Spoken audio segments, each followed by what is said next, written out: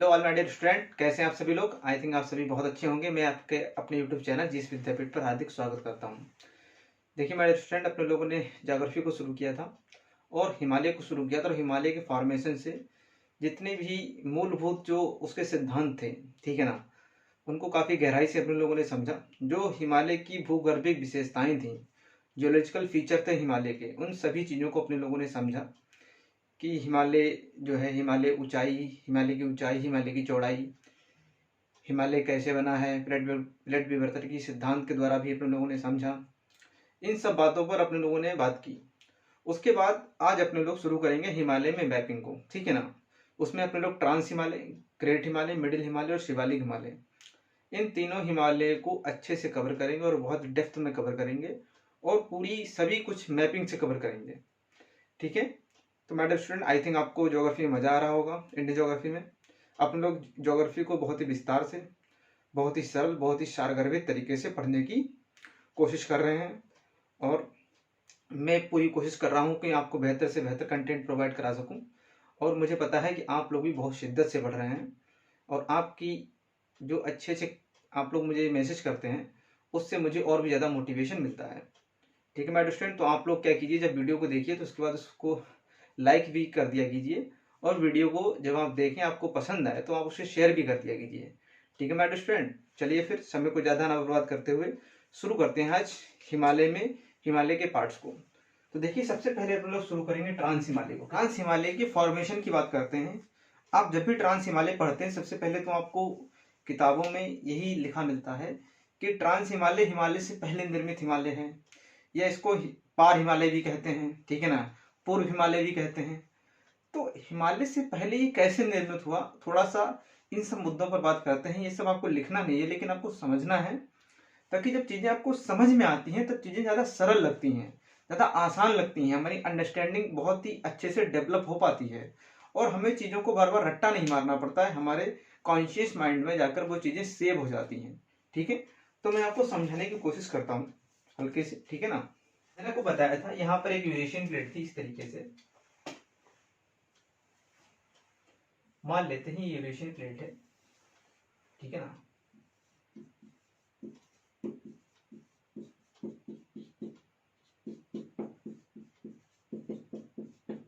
ऐसे आपकी Eurasian plate थी, और इधर से जो आपका जो भारत का प्रायद्वीपीय हिस्सा था, वो क्या कर रहा था, इधर से उत्तर पूर्व की ओर मूवमेंट कर रहा था।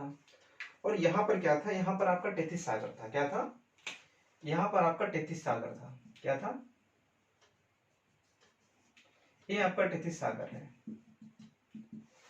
अब मैंने आपको बताया था, जो ओशनिक प्लेट होती है, देखो ये प्लेट कैसी हो जाएगी, ये महाद्वीपीय प्लेट हो जाएगी। कैसी प्लेट हो जाएगी, ये महाद्वीपीय प्लेट हो जाएगी। और ये टेथिस सागर है। ये क्या है आपका, ये टेथिस सागर है। और सागर की प्लेट कैसी होती है, ये हो जाएगी सागरीय प्लेट। कैसी हो जाएगी, ये हो जाएगी सागरीय प्लेट। देखो, हिमालय अभी उत्तर पूर्व की ओर बढ़ ही रहा है। जो टेथिस सागर का मलबा था, ये टेथिस सागर का मलबा लगातार, ठीक है ना, इसमें मलबा लगातार जमा हो रहा था। जब मलबा ऐसे लगातार जमा हो रहा है, धीरे धीरे करके क्या हो रहा है, इसमें लगातार मलबा जमा हो रहा है, ठीक है ना। नदियों के द्वारा लाए गए अवसादों के द्वारा भी यहाँ भी मलबा जमा हो रहा है, और सागर के द्वारा जो लहरों के द्वारा मलबा होता है वो भी जमा हो रहा है। तो ये मलबा जो था, इस महाद्वीपीय प्लेट के संपर्क में आने से क्या हुआ, इस मलबे में टकराव हुआ।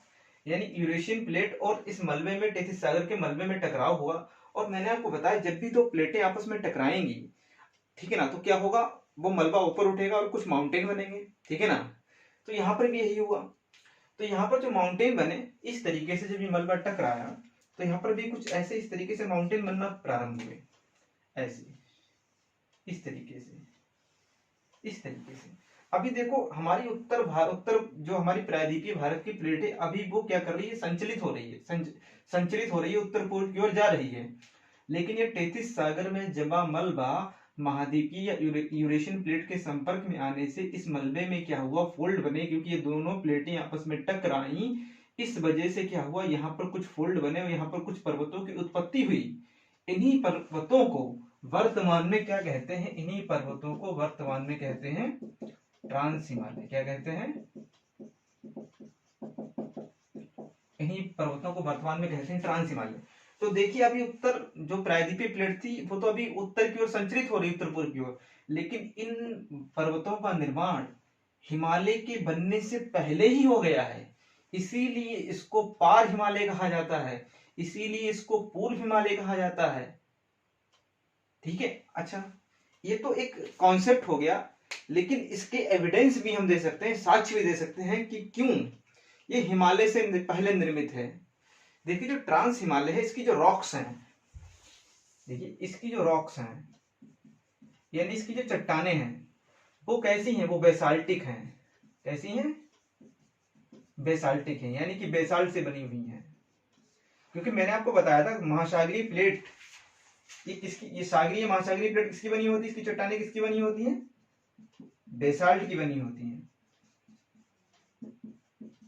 और आप कहेंगे ये सागरीय प्लेट ही क्यों नीचे गई, जब और ये आपकी यूरेशियन प्लेट है, टेथिस सागर की जो क्रस्ट है ये किसकी बनी है, ये ओशनिक क्रस्ट है। ओशनिक क्रस्ट मैंने आपको बताया था ये बेसाल्ट की बनी होती है, और ओशनिक क्रस्ट बेसाल्ट की बनी होती है, इसलिए ओशनिक जो क्रस्ट होती है, जो प्लेट होती है वो भारी होती है। और जो यूरेशियन प्लेट है ये कॉन्टिनेंटल या महाद्वीपीय प्लेट है। महाद्वीपीय प्लेट की चट्टानें किसकी बनी होती है, ग्रेनाइट की बनी होती है। तो कैसी होती है, हल्की होती है। देखो जब ये दोनों प्लेटें टकराई टेथिस सागर में, मलबा लगातार जमता रहा, जब मलबा क्या हुआ, इस प्लेट के संपर्क में आया, तो जो टेथिस सागर का मलबा था वो किसका बना हुआ था, बेसाल्ट का बना हुआ था। तो मलबा क्या हो गया, वो ऐसे इसके नीचे आ गया, मलबा इसके नीचे आ गया। तो यहाँ पर जो टेथिस सागर की जो प्लेट थी वो नीचे आ गई। यहाँ पर जो मलबा जमा था इसके टकराने से क्या हुआ, यहाँ पर इस तरीके से मलबे में फोल्ड बनना प्रारंभ हुए। इस तरीके से क्या हुए, ऐसे फोल्ड बनने प्रारंभ हुए, ऐसे ऐसे ऐसे। इन्हीं को क्या बोला गया, इन्हीं को वर्तमान में ट्रांस हिमालय बोला गया। अब देखिए जो टेथिस सागर की जो ट्रांस हिमालय की जो चट्टाने हैं वो किसकी बनी है, बेसाल्ट की बनी है। और बेसाल्ट चट्टानों का जब भी अपरदन होता है, ठीक है ना, इनकी ये दिखाई कैसी देती है, ब्लैक दिखाई देती है। कैसी दिखाई देती है, ब्लैक कलर की, काले कलर की दिखाई देती है। और जो महाद्वीपीय प्लेट होती है इसकी चट्टानें कैसी दिखाई देती हैं, भूरे रंग की। तो जो आपका ट्रांस हिमालय है और ट्रांस हिमालय की जो चट्टाने हैं वो काले कलर की दिखाई प्रतीत होती हैं, जबकि जो हिमालय है उसकी चट्टानें कैसी दिखाई देती हैं, भूरे रंग की दिखाई देती हैं। क्योंकि वो किससे बनी है, वो प्रायद्वीपीय प्लेट के जो प्रायद्वीपीय प्लेट के टकराने से बनी है। ठीक है ना। अच्छा दूसरा क्या है, यहाँ पर इसका जो कंपोजिशन है, यहाँ पर जो ओशन, ये आपकी कॉन्टिनेंट, जो आपकी ट्रांस हिमालय की प्लेट है, ठीक है ना, तो इसका कलर से भी अंतर हम लगा सकते हैं। और इसमें जो खनिज पाए जाते हैं, जो मिनरल्स पाए जाते हैं वो कैसे हैं, वो सागरीय खनिज हैं। कैसे खनिज हैं, ओशनिक यहाँ पर आपके फॉसिल्स पाए जाएंगे, जबकि यहाँ पर कैसे पाए जाएंगे, यहाँ पर धरातल पर मिलने वाले फॉसिल्स पाए जाएंगे। इन सब बातों की जब जियोग्राफर ने पुष्टि की तब उन्होंने ये समझाया कि जो ट्रांस हिमालय है वो किससे बना है, टेथिस और एशियन प्लेट के संपर्क में आने से बना है, यानी कि यूरेशियन प्लेट का ही हिस्सा है। ठीक है ना, और हिमालय से पहले बना है, इसलिए पार हिमालय कहा जाता है। ठीक, आई थिंक आपको ये बातें समझ में आई होंगी। ट्रांस हिमालय देखिए सबसे पहले हिमालय से पूर्व निर्मित है। देखिए हिमालय से पूर्व निर्मित है।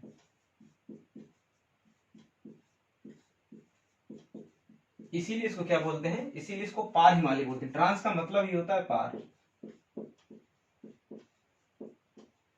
पार हिमालय या इसको पूर्व हिमालय क्या बोलते हैं, पार हिमालय या पूर्व हिमालय कहा जाता है। ठीक है ना।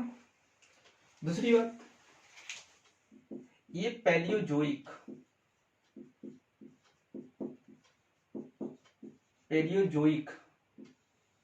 काल में निर्मित हुआ।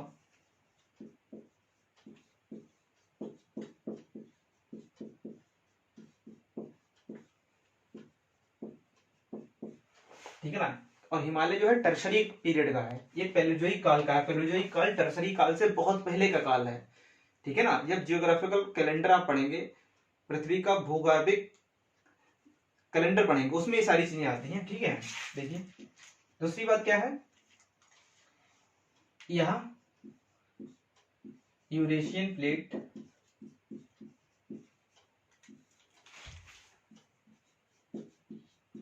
या एशियन प्लेट आप देख सकते हैं।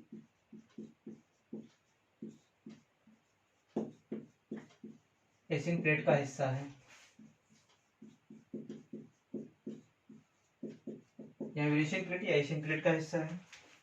और लिखिए इस हिमालय के अंतर्गत, इस हिमालय के अंतर्गत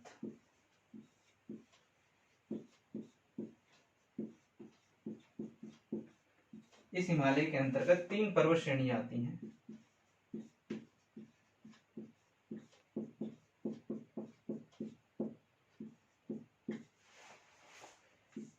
इस हिमालय के अंतर्गत 3 पर्वत श्रेणियां आती हैं। 3 पर्वत श्रेणियां कौन कौन सी हैं? देखिए सबसे नंबर 1 पर आएगी सबसे पहले काराकोरम श्रेणी। कौन सी आएगी? काराकोरम श्रेणी। दूसरे पर आएगी लद्दाख श्रेणी।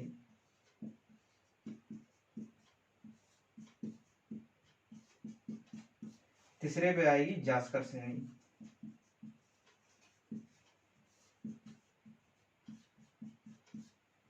ठीक है ना। तो इस हिमालय के अंतर्गत 3 पर्वत श्रेणियां आती हैं। सबसे पहले हिमालय से पूर्व निर्मित है बार हिमालय या पूर्व हिमालय कहा जाता है। इसका कॉन्सेप्ट मैंने आपको समझा दिया। पहली जो काल में निर्मित हुआ है ये, जबकि हिमालय टर्शरी पीरियड में निर्मित हुआ है। यह यूरेशियन प्लेट या एशियन प्लेट का हिस्सा है। या हिमालय के अंतर्गत, इस हिमालय के अंतर्गत 3 पर्वत श्रेणियां आती है, काराकोरम, लद्दाख और जास्कर। इतना आप नोट कीजिए जल्दी से।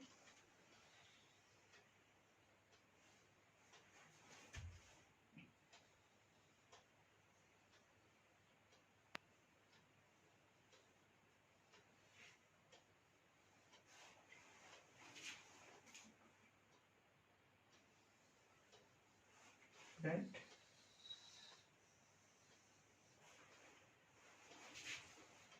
देखिए सबसे पहले आपको ऐसे एक ये पर्वत श्रेणी मिलेगी, फिर आपको एक ये पर्वत श्रेणी मिलेगी,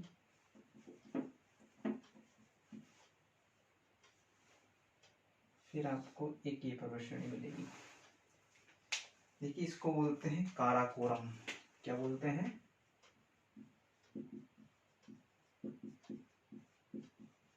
काराकोरम। ये काराकोरम रेंज है। कौन सी है? ये है काराकोरम श्रेणी। यहाँ पर फिर मिलेगी आपको लद्दाख रेंज।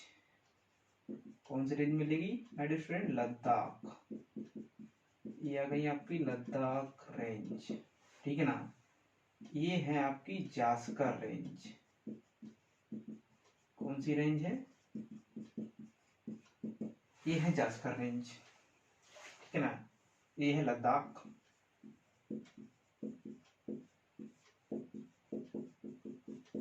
और ये है जास्कर श्रेणी।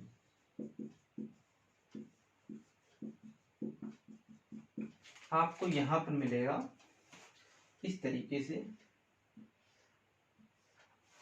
इसको बोलते हैं नंगा पर्वत। ये क्या है?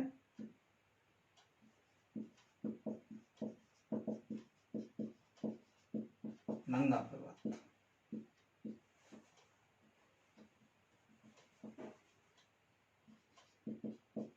ठीक है ना। और यहां पर आपको एक पर्वत श्रेणी मिलेगी, इसको बोलते हैं नामचा बरवा।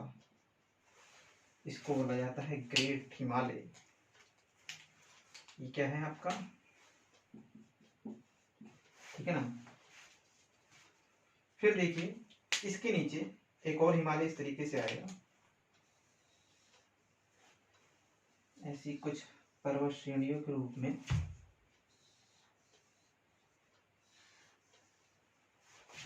फिर इसके नीचे एक और हिमालय आएगा।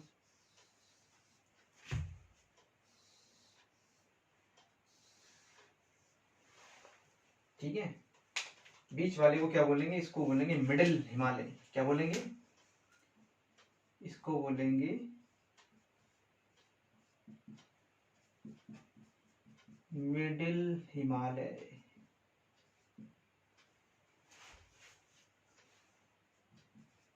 और ये है शिवालिक।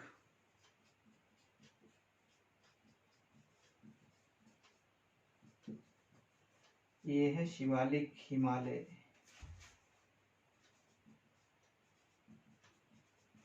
ठीक है माय डियर फ्रेंड। और इन तीनों को मिलाकर, काराकोरम, लद्दाख, जास्कर, इन तीनों पर्वत श्रेणियों को अगर मिला दें तो ये क्या बनेगा? ये बनेगा ट्रांस हिमालय। ठीक है, इस फिगर को आप बना लीजिए जल्दी से। ये देखिए, मैं आपको ट्रांस हिमालय पढ़ाते पढ़ाते यहाँ तक क्यों ले आया? मैं आपको यहाँ तक इसलिए लेकर आया क्योंकि इनका क्रम लगाने को आता है उत्तर से दक्षिण। तो आपको मैंने बिल्कुल क्लियर दिखा दिया मैप पे कि कैसे इनकी पोजीशनिंग है। आप सारी चीजें जल्दी से बनाइए। देखो, ज्योग्राफी बिना मैपिंग के पढ़ना ही बेकार है। ओके,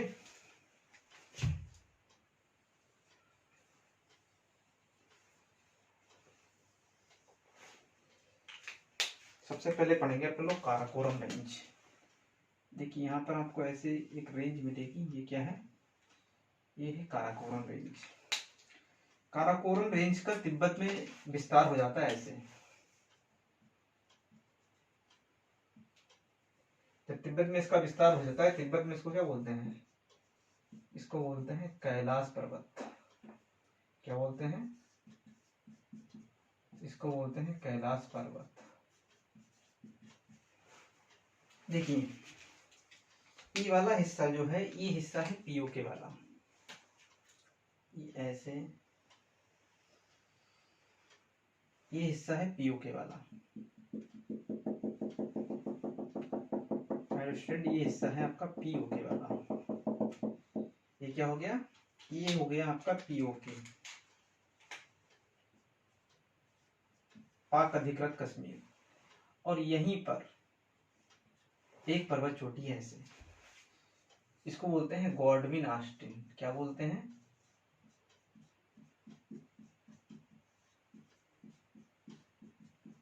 इसको बोलते हैं गॉडविन ऑस्टिन। इसका दूसरा भी नाम है, इसको बोलते हैं माउंट केटू। क्या बोलते हैं? माउंट केटू। ये जो माउंट केटू जो है, ये कहाँ है? ये पाक अधिकृत कश्मीर में है। और कौन सी रेंज पर है? काराकोरम पर्वत श्रेणी पर है। किस पर है? काराकोरम पर्वत श्रेणी पर है। तो माउंट केटू के बारे में देखते हैं। देखिए, यहाँ पर आप हेडिंग डाल के काराकोरम रेंज, यहाँ पर हेडिंग डालिए आप। चलो, यहाँ पर लिखते हैं काराकोरम रेंज।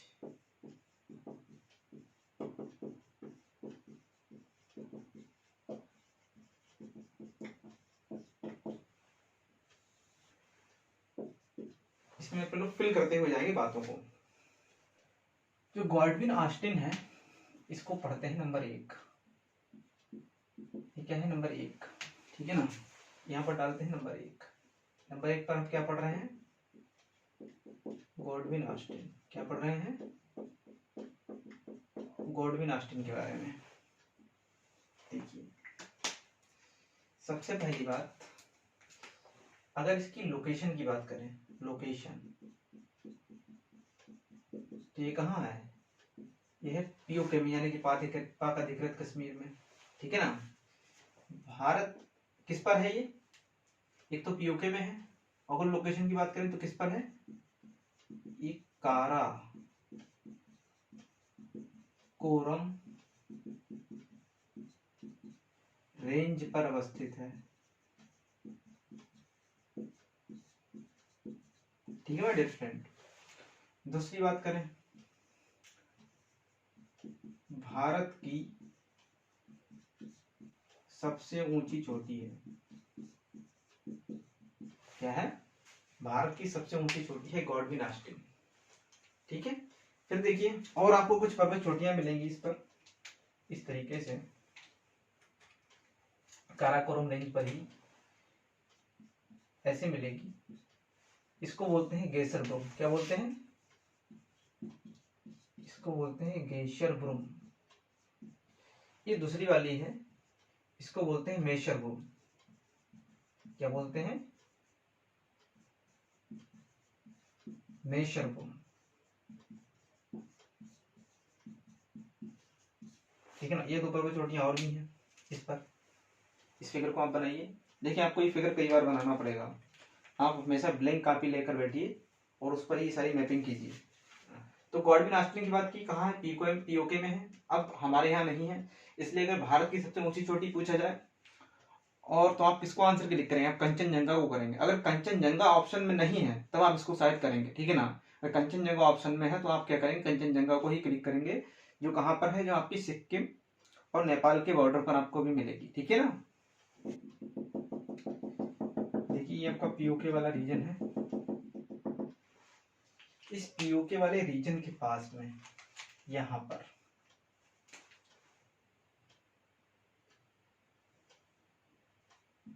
आपको एक ग्लेशियर मिलेगा। ये क्या है? इसका नाम है सियाचिन ग्लेशियर। क्या नाम है? ये है आपका सियाचिन ग्लेशियर। देखिए एक ग्लेशियर आपको और मिलेगा यहीं पर ऐसे,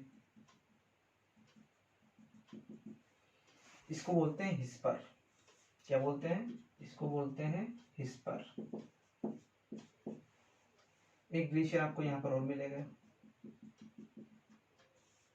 इसको बोलते हैं बियाफो। क्या बोलते हैं? बियाफो। एक ग्लेशियर और मिलेगा आपको यहाँ पर, इसको बोलते हैं वाल्टोरो। क्या बोलते हैं?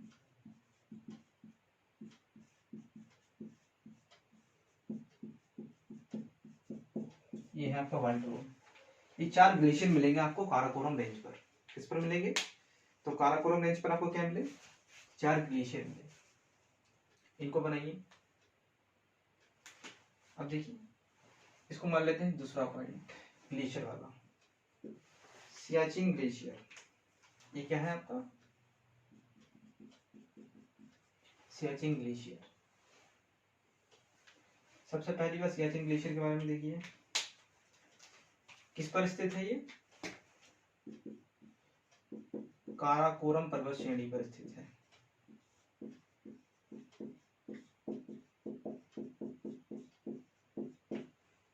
ठीक है। भारत का सबसे बड़ा ग्लेशियर है। तीसरा पॉइंट लिखिए, यह विश्व का सबसे ऊंचाई पर स्थित युद्ध स्थल है, highest battle field of the world. इस सियाचिन ग्लेशियर के बारे में पूरी इंफॉर्मेशन है, आप नोट डाउन कीजिए। ठीक है, इतना नोट कर लीजिए। आगे देखिए, इसमें देखो सियाचिन ग्लेशियर से एक नदी निकलती है। देखिए इस ग्लेशियर से नुब्रा नदी बहती है। देखिए इस तरीके से यहां से ऐसे एक नदी निकलती है ऐसे। देखिए इस ग्लेशियर से एक नदी निकलती है, इस ग्लेशियर से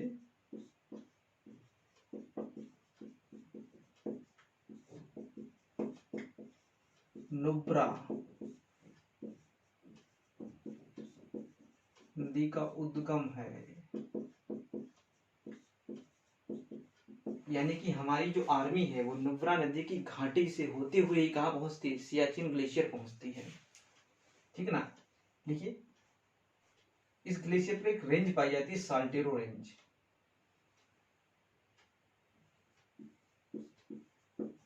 यहाँ पर साल्टोरो पर्वत श्रेणी अवस्थित है।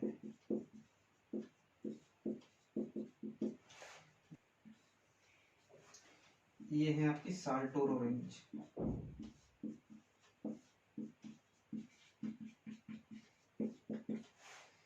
देखिए इसके नॉर्थ वाले हिस्से पर भी, ये इसका साउथ हो गया, इसका ईस्ट हो गया, ये इसका वेस्ट हो गया। नॉर्थ वाले हिस्से पर भी किसका कब्जा था? इंडिया का। यहाँ पर भी किसका कब्जा है? इंडिया का। यहाँ पर भी किसका कब्जा है? इंडिया का। साउथ वाले हिस्से पर पाकिस्तान का। ठीक है ना। तो साल्टोरो रेंज क्या है? विवादित है। किसके बीच? भारत और पाकिस्तान के बीच। क्या लिख सकते हैं? यहाँ पर्वत श्रेणी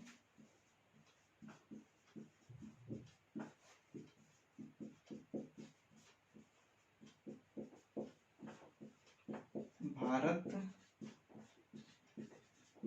व पाकिस्तान के बीच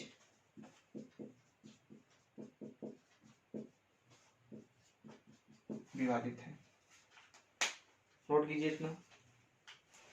देखिए सियाचिन ग्लेशियर से पाकिस्तान के कुछ पर्वतारोही क्या कर रहे थे, इस पर जबरदस्ती क्या कर रहे थे, अतिक्रमण कर रहे थे, ठीक है ना। उनको भगाने के लिए भारत सरकार ने 1984 में ऑपरेशन मेघदूत लॉन्च किया था। कौन सा लॉन्च किया था? ऑपरेशन मेघदूत। आपसे पूछ सकते हैं ऑपरेशन मेघदूत का संबंध किससे है? सियाचिन ग्लेशियर से है। ये सारी इंफॉर्मेशन थी सियाचिन ग्लेशियर के संबंध में, आप इतना नोट कीजिए। ठीक है, आगे बढ़ते हैं, इसको रफ करते हैं। काराकोरम रेंज में एक पॉइंट लिख लीजिएगा। देखिए यहाँ भारत की सबसे उत्तरी पर्वत श्रेणी है, यहाँ पर लिख लीजिए।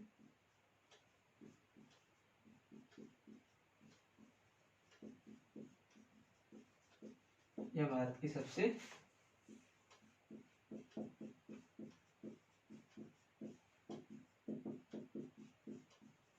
उत्तरी पर्वत श्रेणी है, ठीक है।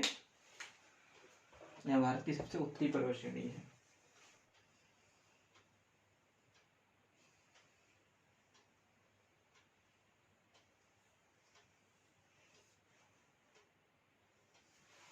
ये वाला हिस्सा है पीओके वाला, और इधर आपको मिलेगा, ये है अक्साई चीन, ठीक है ना। ये हिस्सा कौन सा है? देखो यहाँ पर कुछ प्लेन्स मिलेंगे, यहाँ पर आपको ऐसे एक प्लेन्स मिलेंगे,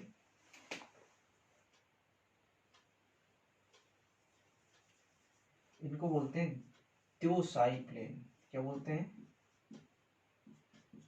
दोसाई प्लेन्स, देसाई प्लेन्स।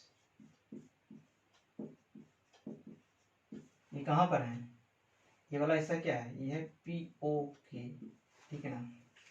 ऐसे ही आपको यहाँ पर कुछ मिलेंगे, यहाँ पर मिलेंगे आपको, यहाँ पर मिलेंगे देवसांग प्लेन्स। कौन से प्लेन्स मिलेंगे? यहाँ पर मिलेंगे देवसांग प्लेन।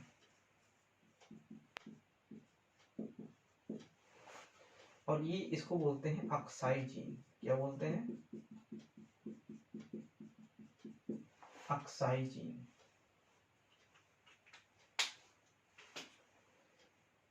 अक्साई चीन क्या? ये 1962 में इंडो चाइना वार हुआ था। क्या हुआ था? इंडो